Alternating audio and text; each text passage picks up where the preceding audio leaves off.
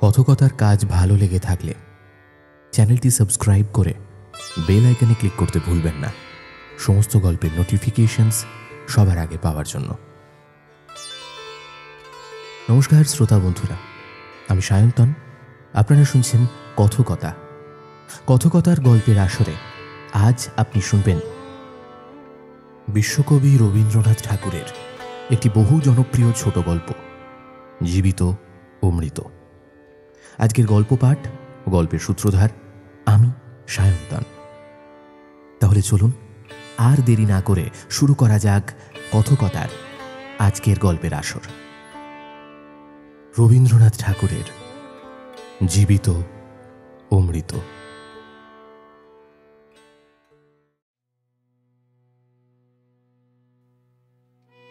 রানীহাটের জমিদার সারদা শঙ্কর বাবুদের বাড়ির বিধবা বউটার বাপের বাড়িতে আপনারজন বলতে তেমন কেউ ছিল না।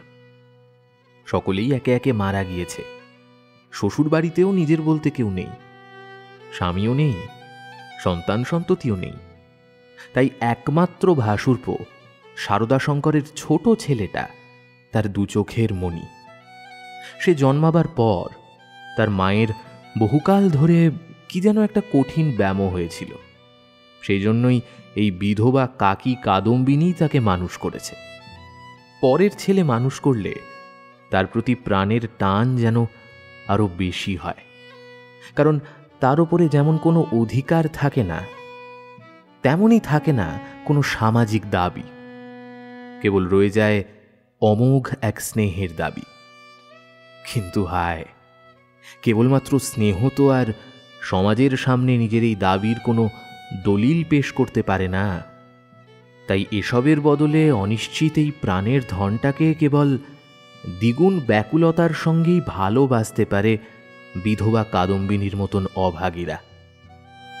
যে হতভাগী বিধবার একমাত্র প্রাণের ধন ছিল ওই একরত্তি ছেলেটা, সেই অভাগী তার সমস্ত রুদ্ধ প্রীতি ছেলেটার প্রতি সমর্পণ করে দিয়ে চলে গেল। একদিন শ্রাবণের রাত্রে আচমকা কাদম্বিনী মারা গেল। হঠাৎ কি জানি কারণে তার হৃদস্পন্দন বন্ধ হয়ে গেল। সময় জগতের আর সর্বত্রই সঠিকভাবে চলতে লাগলো, কেবল সেই স্নেহকাতর মায়ের বুকের ভেতরের সময়ের ঘড়ির কল চিরকালের মতো বন্ধ হয়ে গেল।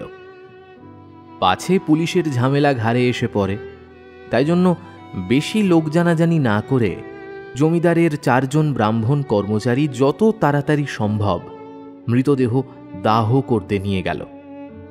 রানীহাটের শ্মশান লোকালয় থেকে বহু দূরে। একটা পুকুরের ধারে একখানা ছোট্ট ঘর, তার কাছেই একটা প্রকাণ্ড বটগাছ। সুবিশাল মাঠে আর কোথাও কিছু নেই। আগে এখান দিয়ে নদী বইত, এখন সে নদী একেবারেই শুকিয়ে গেছে। সেই শুষ্ক জলপথের একটা অংশ খুঁড়ে শ্মশানের এই পুকুরটা বানানো হয়েছে। এখানকার লোকেরা এই পুকুরকেই পুণ্য স্রোতস্বিনীর মতো জ্ঞান করে, ভক্তি ভরে মাথা নত করে। কাদম্বিনীর মৃতদেহ সেই ছোট্ট ঘরের মধ্যে রেখে চিতার কাঠ আসবার অপেক্ষায় 4 জন বসে রইল। সময়টা ওদের এতটাই দীর্ঘ মনে হতে লাগলো যে একসময় অধীর হয়ে সেই 4 জনের মধ্যে নিতাই আর গুরুচরণ কাঠ আনতে এত দেরি হচ্ছে কেন তা উঠে দেখতে গেল। এদিকে বিধু আর বনমালী মৃতদেহ আগলে বসে রইল।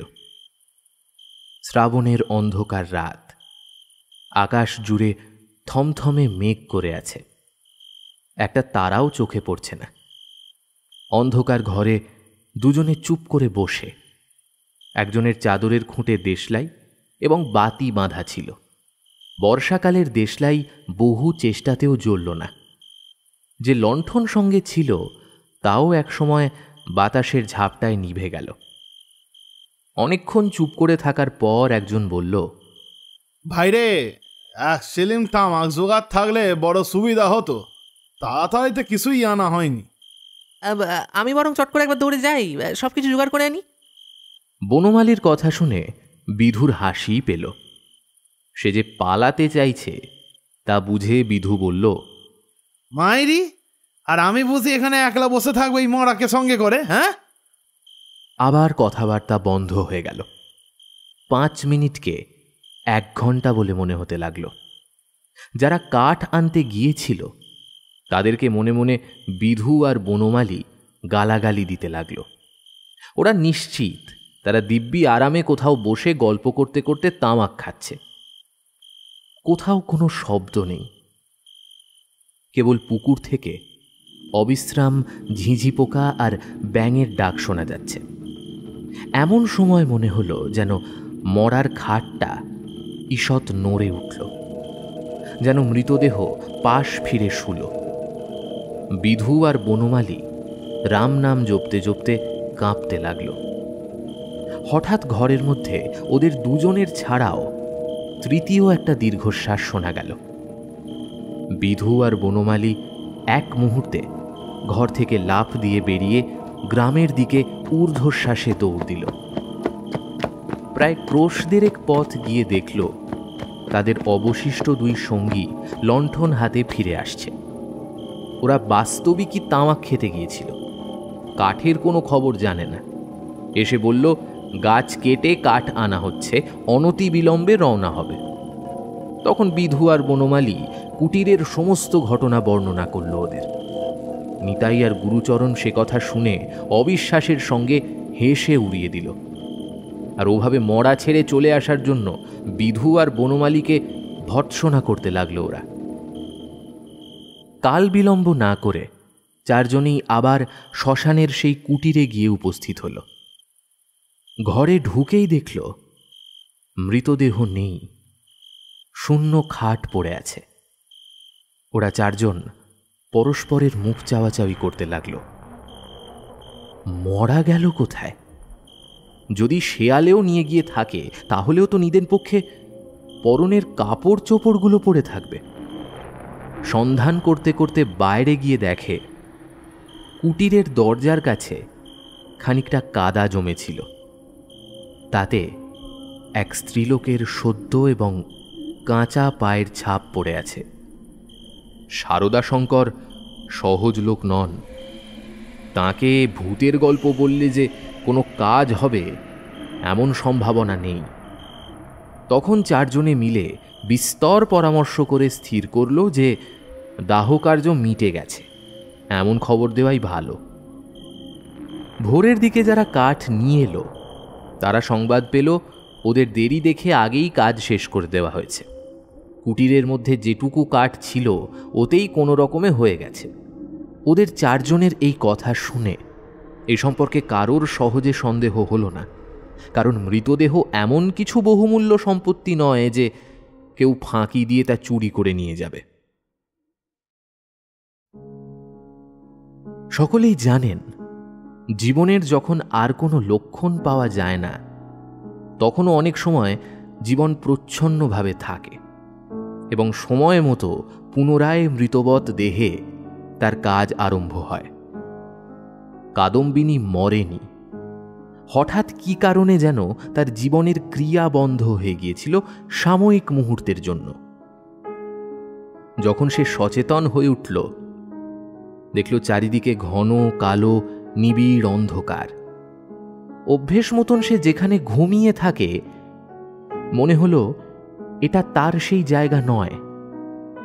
দুরু দুরু বুকে একবার সে ডাকল, দিদি। অন্ধকার ঘরে কেউ সাড়া দিল না। সভয়ে উঠে বসল সে। মনে পড়ল সেই মৃত্যুশয্যার কথা। সেই হঠাৎ বুকের কাছে একটা অসহ্য যন্ত্রণা, শ্বাসরোধের উপক্রম। তার বড় যা ঘরের কোণে বসে একখানা তোলা উনুনের ওপরে খোকার জন্য দুধ গরম করছে। কাদম্বিনী আর দাঁড়াতে না পেরে বিছানার উপর আছাড় খেয়ে পড়ল। রুদ্ধ কণ্ঠে বলল, দিদি, একটাবার খোকাকে এনে দাও। আমার শরীরটা যেন কেমন করছে। আর ঠিক তার পরেই সমস্ত জগৎটা কালো হয়ে এলো কাদম্বিনীর। যেন একটা লেখা ভর্তি খাতার ওপর দোয়াত শুদ্ধ কালি গড়িয়ে পড়ে সব এক নিমেষে নষ্ট করে দিল। কাদম্বিনীর সমস্ত স্মৃতি, চেতনা, বিশ্বগ্রন্থের সমস্ত অক্ষর এক মুহূর্তে একাকার হয়ে গেল।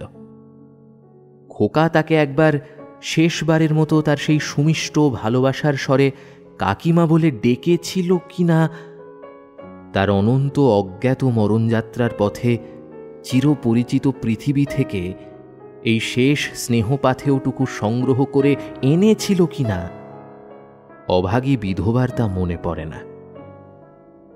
প্রথমে মনে হল জমালয় বুঝি এমন নির্জন, এমনই চির অন্ধকার, সেখানে কিছুই দেখবার নেই, শুনবার নেই, কাজ করবার নেই, কেবল চিরকাল এমনই জেগে উঠে বসে থাকতে হবে।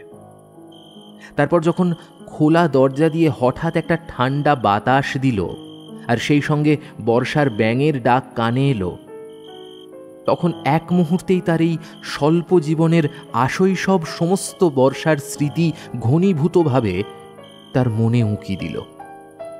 পৃথিবীর এই নিকট সংস্পর্শ সে অনুভব করতে পারল।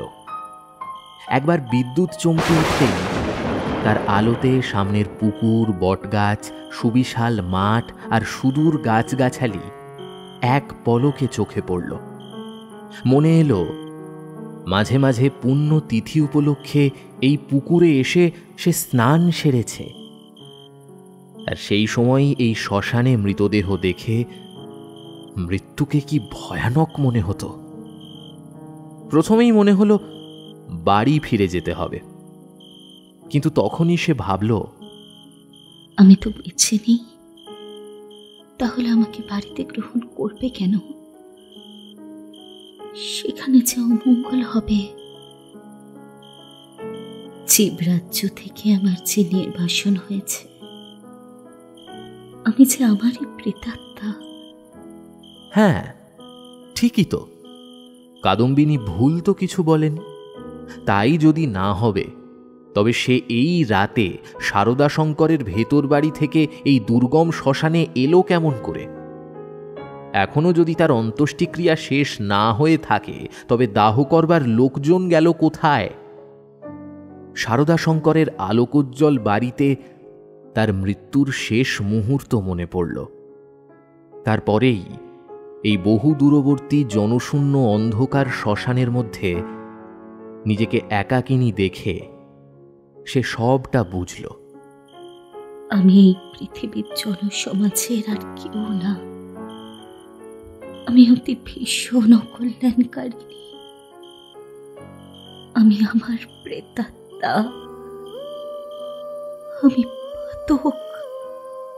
এই কথা মনে আসা মাত্রই কাদম্বিনীর মনে হল তার চতুর্দিক থেকে বিশ্ব নিয়মের সমস্ত বন্ধন যেন ছিন্ন হয়ে গেল, যেন তার অদ্ভুত শক্তি, অসীম স্বাধীনতা জন্মেছে।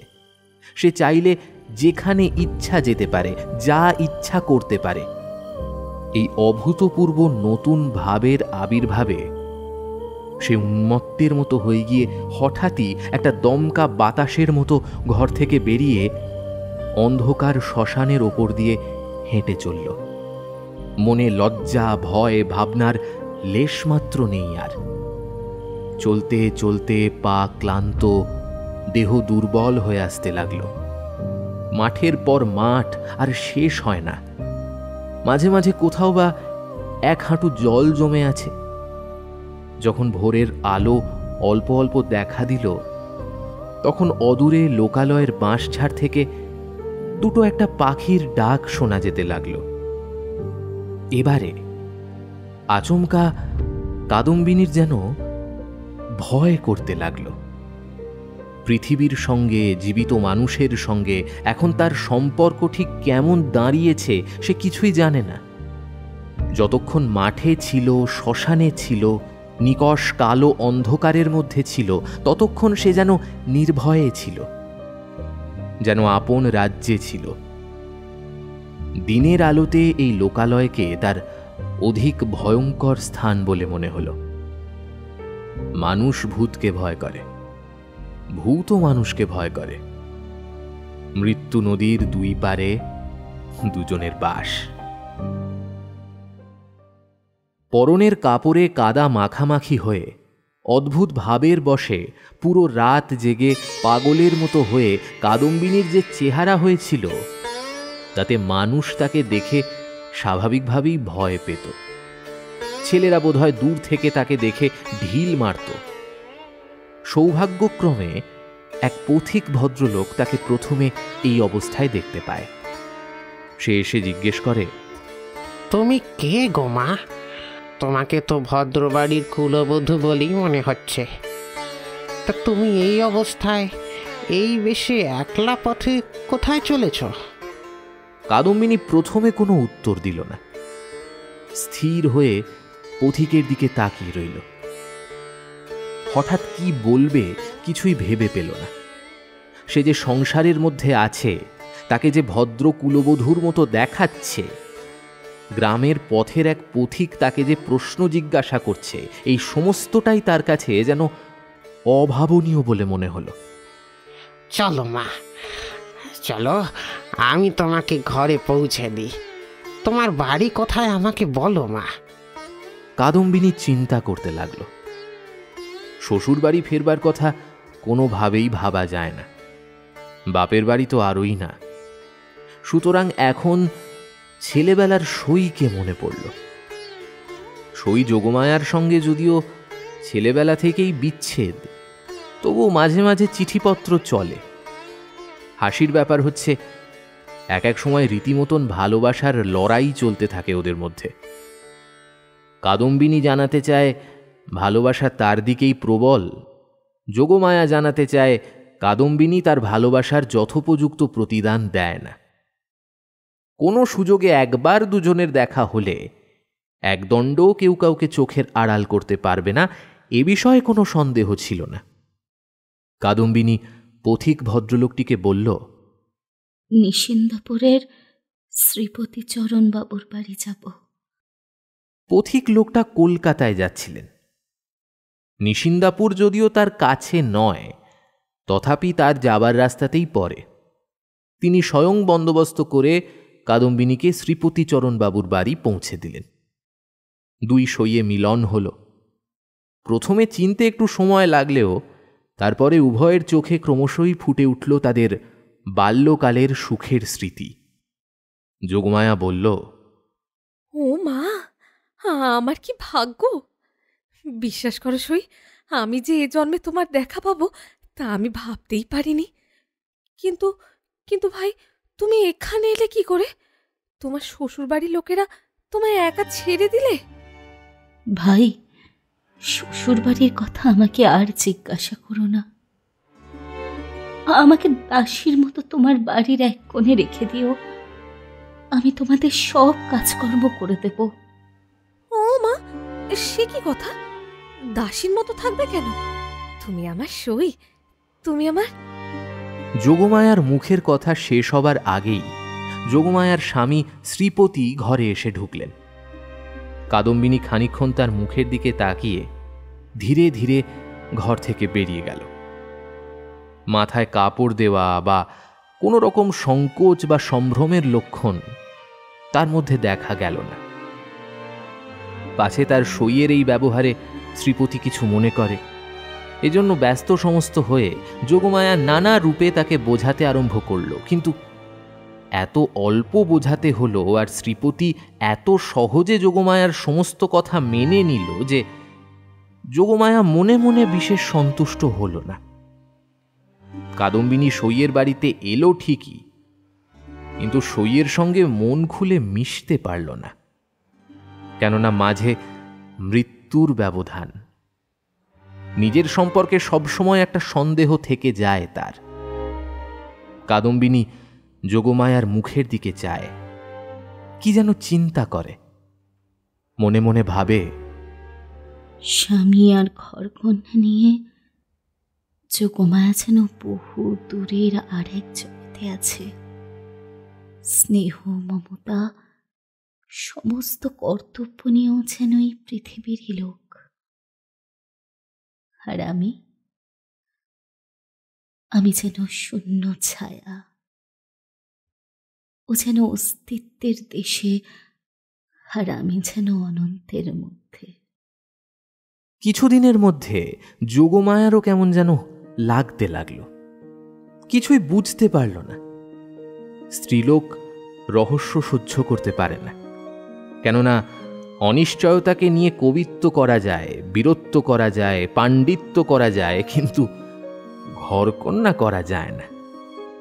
এই জন্য স্ত্রী জাতি যেটা বুঝতে পারে না, হয় সেটার অস্বস্তি উপড়ে ফেলে, তার সঙ্গে কোনো সম্পর্ক রাখে না, আর না হয় তাকে সহস্তে নতুন মূর্তি দিয়ে নিজের ব্যবহারযোগ্য একটা সামগ্রী গড়ে তোলে।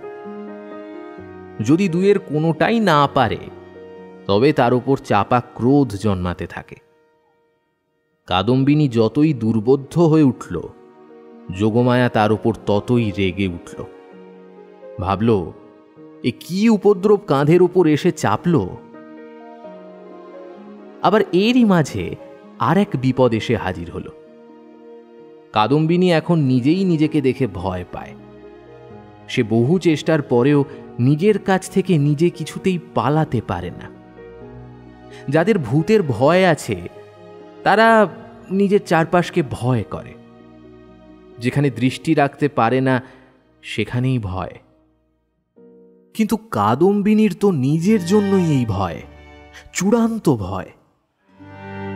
এজন্য ভর দুপুরে সে একা ঘরে এক একদিন চিৎকার করে উঠত।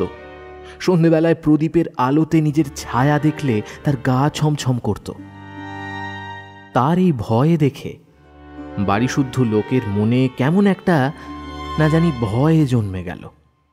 চাকর দাসীরা তো দূর, যোগমায়াও যেন যখন তখন যেখানে সেখানে ভূত দেখতে আরম্ভ করল। একদিন এমন হলো কি, কাদম্বিনী মাঝরাতে নিজের শোভার ঘর থেকে কাঁদতে কাঁদতে বেরিয়ে এসে একেবারে যোগমায়ার ঘরের দরজায় এসে বলল, সই সই তোমার দুটি পায়ে পড়ি গো, তোমার দুটি পায়ে পড়ি। আমায় একলা ফেলে রেখো না, আমায় একলা ফেলে রেখো না সই।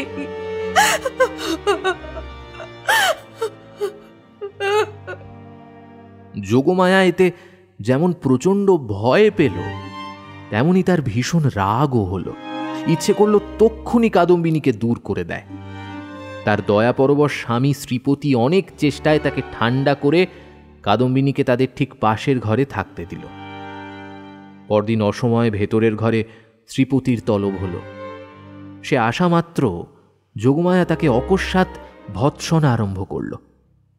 তা হ্যাগা, তুমি কেমন ধারা লোক বাপু? একজন মেয়ে মানুষ নিজের শ্বশুর ঘর ছেড়ে তোমার ঘরে এসে উঠেছে, তা নয় নয় করে মাসখানেক হয়ে গেল, তবুও যাওয়ার নাম করে না। আর এরপরেও তোমার মুখে একটাও আপত্তি মাত্র শুনি না। তোমার মনের ভাবটা কি একটু বুঝিয়ে বলো দেখি। তোমরা পুরুষ মানুষ না, এমনই জাত বটে। বাস্তবিক সাধারণ স্ত্রী জাতির উপরে পুরুষ মানুষের একটা নির্বিচার পক্ষপাতিত্ব আছে, আর দুর্ভাগ্যবশত সেই জন্য স্ত্রীলোকেরাই তাদের অধিক অপরাধী বলে মনে করে। নিঃসহায় অথচ সুন্দরী কাদম্বিনীর প্রতি শ্রীপতির এই করুণা যে যথার্থ মাত্রার থেকে কিঞ্চিত বেশিই ছিল, তার প্রমাণ যোগমায়া প্রতি পদক্ষেপে পাচ্ছিল, বা প্রতি পদক্ষেপে খুঁজে নিচ্ছিল বলা চলে।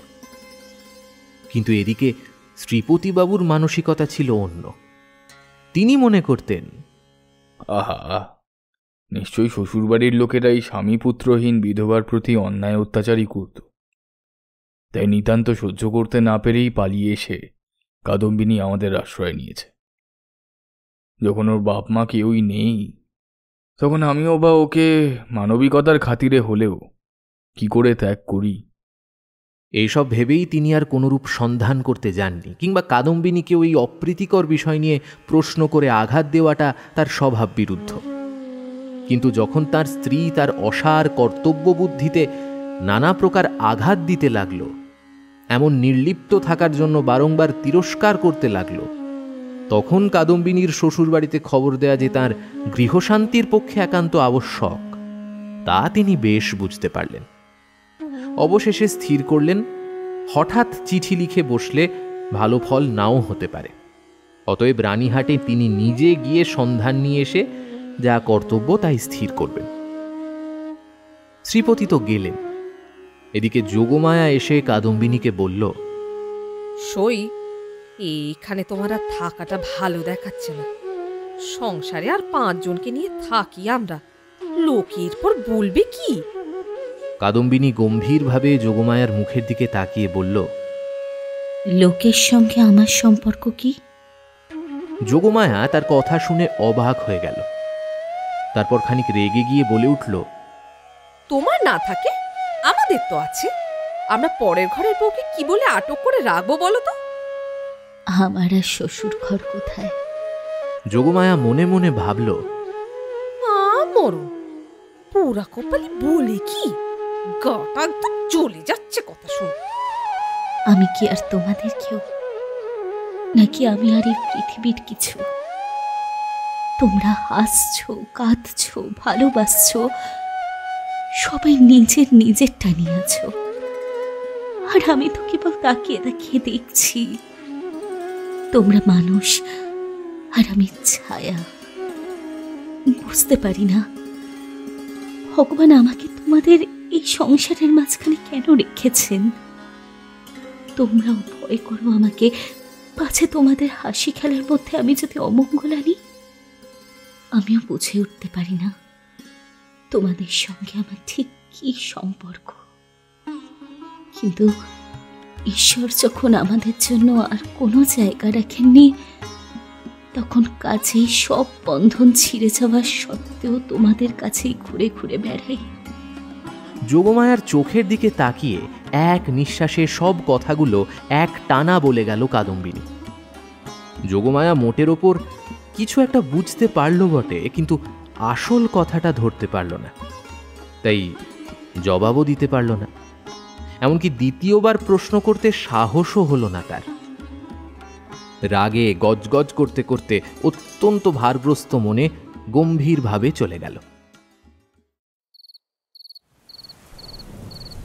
রাত্রি যখন প্রায় 10টা, তখন শ্রীপতি রানীহাট থেকে ফিরে এলেন।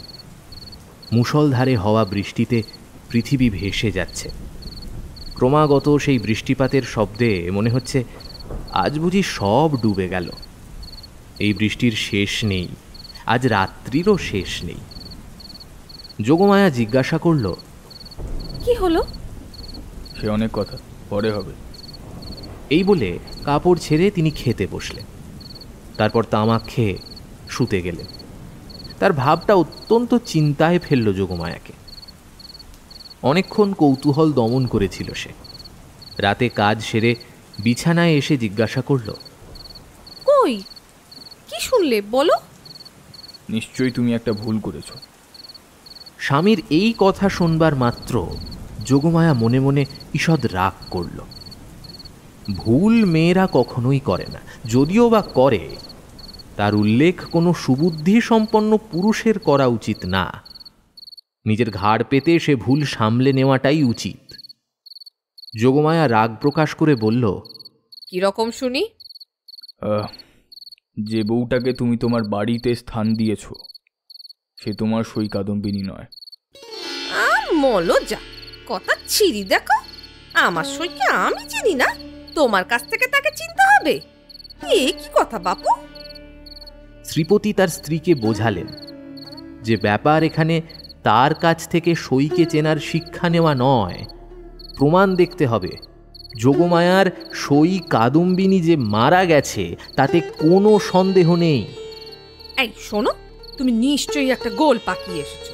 কোথায় যেতে গিয়ে কোথায় গিয়েছো, কি শুনতে গিয়ে কি শুনেছো তার ঠিক নেই। তোমাকে নিজে যেতে কে বললো বলো তো? এখন চিঠি লিখে দিলেই তো সমস্তটা পরিষ্কার হতো। নিজের কর্মপটুতার প্রতি স্ত্রীর এমন বিশ্বাসের অভাব শ্রীপতির মনকে অত্যন্ত ক্ষুণ্ণ করল।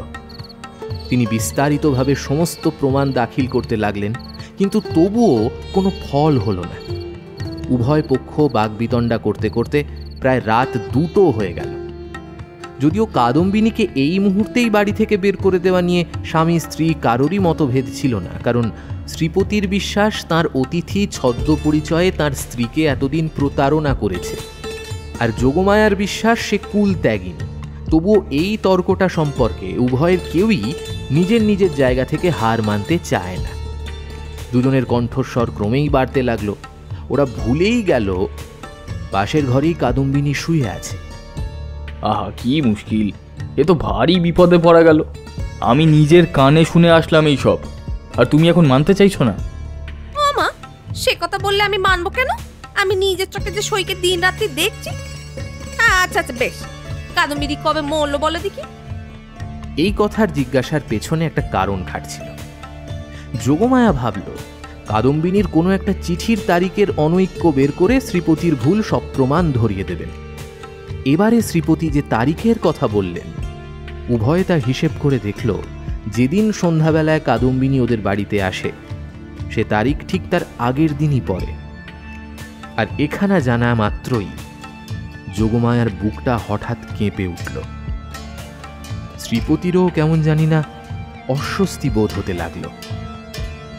এমন সময় তাদের ঘরের দরজাটা খুলে গেল। একটা বাদলার বাতাস আসতেই প্রদীপটা ফস করে নিভে গেল।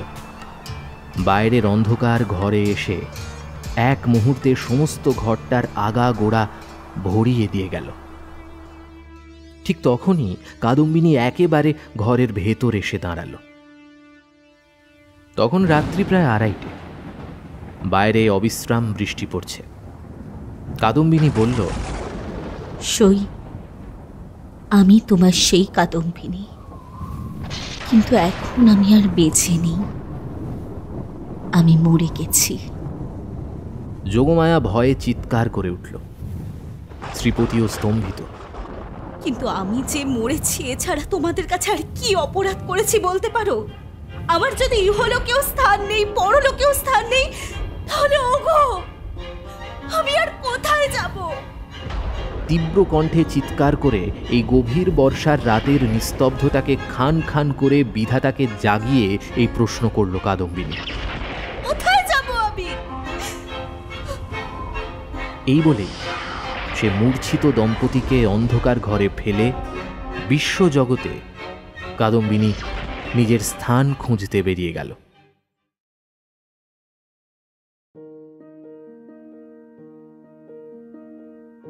কাদম্বিনী যে কেমন করে রানীহাটে ফিরে গেল তা বলা কঠিন, কিন্তু প্রথমে সে কাউকে দেখা দিল না।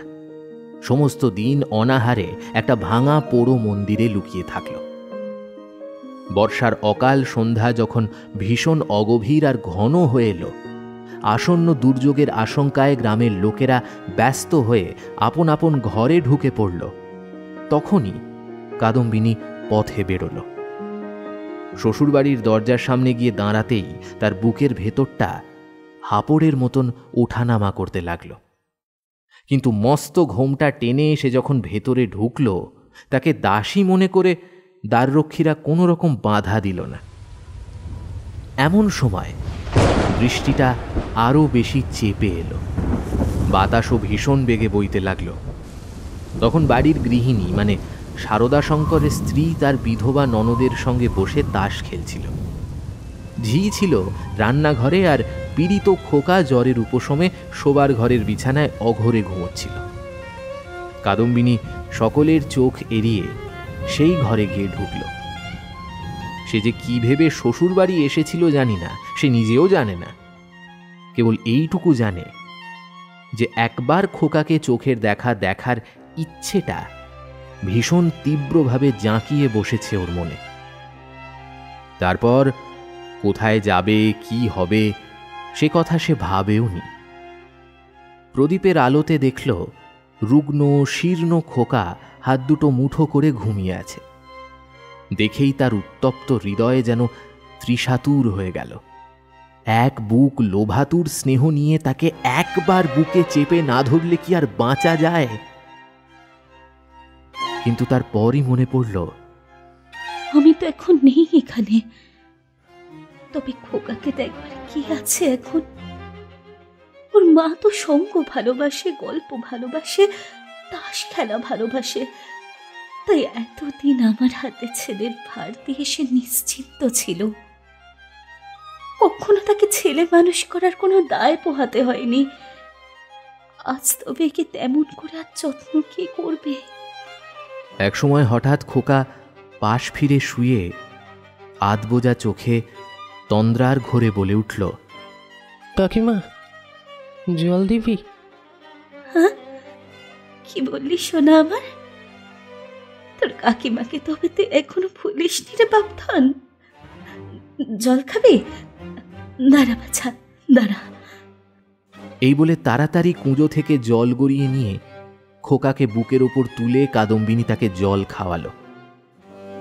যতক্ষণ ঘুমের ঘোর ছিল, চির অভ্যেস মতো কাকিমার হাত থেকে জল খেতে খোকার কিছুই আশ্চর্য বোধ হল না। অবশেষে কাদম্বিনী যখন বহুকালের আকাঙ্ক্ষা মিটিয়ে খোকার মুখে আদরের চুমু এঁকে দিয়ে তাকে আবার শুইয়ে দিল, তখন তার ঘুম ভেঙে গেল। আর তৎক্ষণাৎ সে কাকিমাকে জড়িয়ে ধরে জিজ্ঞেস করল, কাকিমা, তুই তো মরে গিয়েছিলি। হ্যাঁ রে খোকা। তুই আবার খোকার কাছে ফিরে এসেছিস কাকিমা? তুই আর মরে যাবি না তো? উত্তর আর দেওয়া হল না কাদম্বিনীর। তার আগেই ভয়ানক গোল বাঁধল। ঝি এক বাটি সাবু হাতে করে ঘরে ঢুকেছিল। হঠাৎ বাটি ফেলে মাগো বলে আছাড় খেয়ে মাটিতে পড়ে গেল। তার চিৎকার শুনে তাস ফেলে গিন্নি ছুটে এলেন। ঘরে ঢুকতে তিনিও একেবারে কাঠের মতো নিশ্চুপ হয়ে গেলেন। পালাতেও পারলেন না, তার মুখ দিয়ে একটা কথাও সরল না। এই সব দেখে খোকার মনেও ভয় জেগে উঠল। কাঁপা কাঁপা গলায় সে কেঁদে উঠল, কাকিমা, কাকিমা তুই যা কাকিমা, তুই যা। কাদম্বিনী অনেক দিন পর আজ অনুভব করেছে যে সে মরেনি। সেই পুরনো ঘর, দরজা, সেই সমস্ত চেনা মেঝে, সেই খোকা, সেই স্নেহ তার কাছে জীবন্তভাবেই আছে। এর মধ্যে কোনো বিচ্ছেদ, কোনো ব্যবধান জন্মায়নি। সইয়ের বাড়ি গিয়ে অনুভব করেছিল ছোটবেলার সেই সই বুঝি মরে গিয়েছে। কিন্তু খোকার ঘরে এসে সে বুঝতে পারল খোকার কাকিমা তো এক তিলও মরেনি। ব্যাকুলভাবে কাদম্বিনী বলল, দিদি, তোমরা আমাকে দেখে কেন ভয় পাচ্ছ? এই দেখো, আমি তোমাদের সেই তেমনই কাদম্বিনী আছি, দেখো। গিন্নি আর দাঁড়িয়ে থাকতে পারলেন না, অজ্ঞান হয়ে পড়ে গেলেন।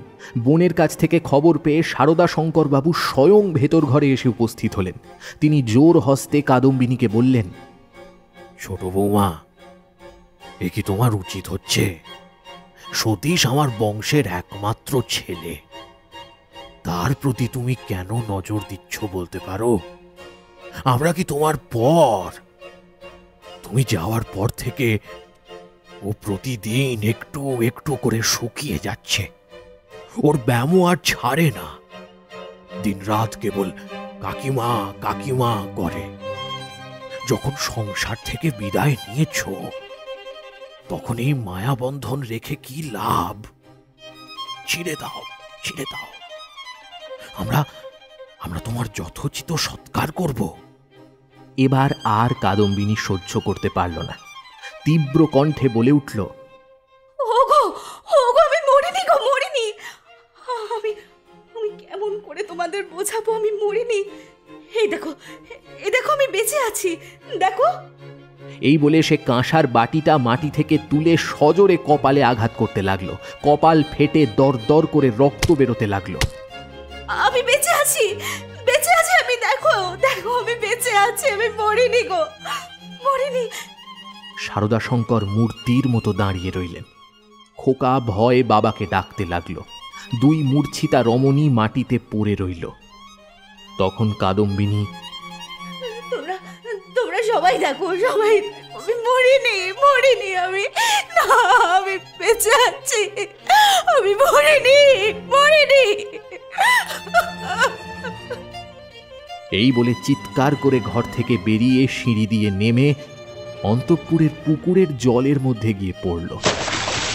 সারদা শঙ্কর উপরের ঘর থেকে শুনতে পেলেন বাইরে ঝপ করে একটা শব্দ হলো। সমস্ত রাত্রি বৃষ্টি পড়তে লাগল। তার পরের দিন সকালেও বৃষ্টি পড়েছে, মধ্যাহ্নেও বৃষ্টির বিরাম নেই। কাদম্বিনী মরে গিয়ে প্রমাণ করল যে সে মরেনি।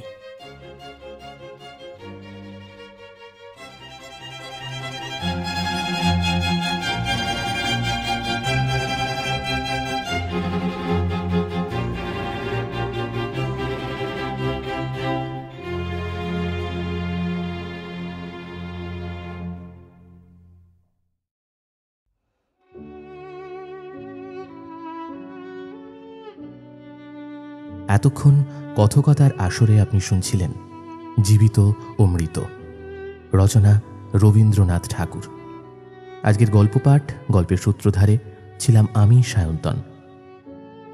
বিভিন্ন চরিত্রে আমার সাথে ছিল ঋদ্ধি, তৃষা, নীল, রুভিনা এবং আর্য। আজকের গল্পের প্রচ্ছদ নির্মাণ করেছে সন্দীপন। শব্দ সংযোজনে ছিল হানাবাড়ি প্রোডাকশনস এবং আবহ সঙ্গীত ও স্পেশাল এফেক্টসে ছিল শঙ্খ। কেমন লাগলো আজকের গল্পটা? যদি গল্পটা আপনাদের ভালো লেগে থাকে অবশ্যই ভিডিওটিকে একটি লাইক করে দেবেন, চ্যানেলটা সাবস্ক্রাইব করতে ভুলবেন না, বেল আইকনে ক্লিক করে দেবেন সমস্ত গল্পের আপডেট এবং নোটিফিকেশনস সবার আগে পাওয়ার জন্য। আর আপনাদের সকলকে অনেক অনেক ধন্যবাদ এত অল্প সময়ের মধ্যে আমাকে ৫,০০০, আমাদেরকে বলা ভালো, ৫,০০০ সদস্যের একটি পরিবারে পরিণত করার জন্য। আপনারা সকলে খুব ভালো থাকবেন। খুব তাড়াতাড়ি আরও একটা নতুন গল্প নিয়ে আপনাদের সাথে দেখা হবে। সবাই ভালো থাকবেন। নমস্কার।